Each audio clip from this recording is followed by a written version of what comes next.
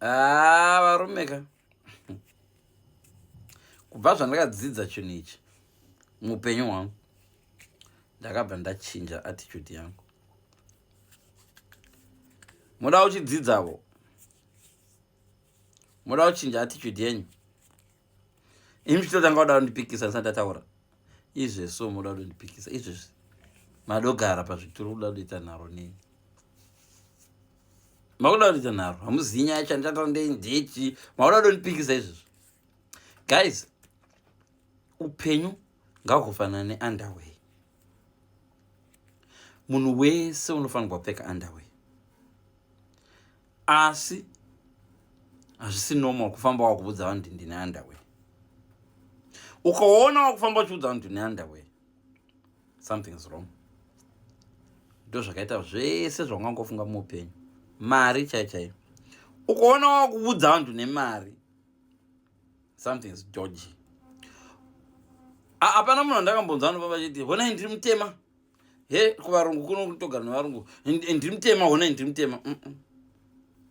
Uri mutema, zvinongoonekwa kuti uri mutema. Ukaona munhu ouya achikudza ndiri mutema, mutarisisa ibleach. Ukaona wakuda kuexplaina vanhu, ndakatsvoka inini, ndakatsvoka. Hasa ndambonzwa munhu anoti ndakazvarwa ndakasviba. Guys, ndakazvarwa ndakasviba. Mustreet imo mutoronzve. Guys, ndakazvarwa ndakasviba. Ukaona zvoda explanation, zvadova dodgy. Chero kupolitics apply theory mchazoona kuti theory yakatongwa. Chero kupi ukaona zvoda explainewa, hazvisi perfect. Hazvisi zvatova dodgy. Hazviexplainewi zvinhu izvi, zvinongoonekwa. Varume, zvishoma zvinhu zvinoda kuexplainiwa. Chinhu chandakangona choda explainiwa imaths nezvana physics nana chemistry kuda nana biology. Zvoupenyu izvi, kana uchingochena unoziva che haumbofanira kuudza vanhu wei ndochena. Kana uchipfeka maoriginal stuff haumbofanira kuudza kuti iwe harisi bhero iri. Ukangona wakudotaura kuti harisi bhero ka, uri kutaura the opposite. Kurova chako kashoma, ndorova ini. Ukaona wakudotaura kuti norova ka, patova neugwara mukati imomo nekakuvhundutsira. Guys, mukangozviziva izvozvo, kudzidza chako chaiko.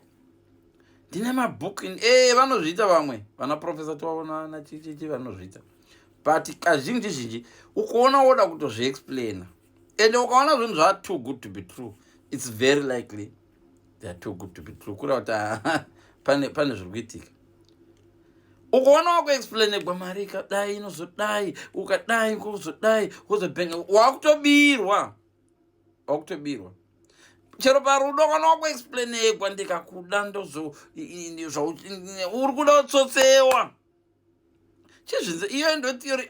Vomachinja upenyu hwenyu, mwangoziva zvinhu zvimadochinja upenyu.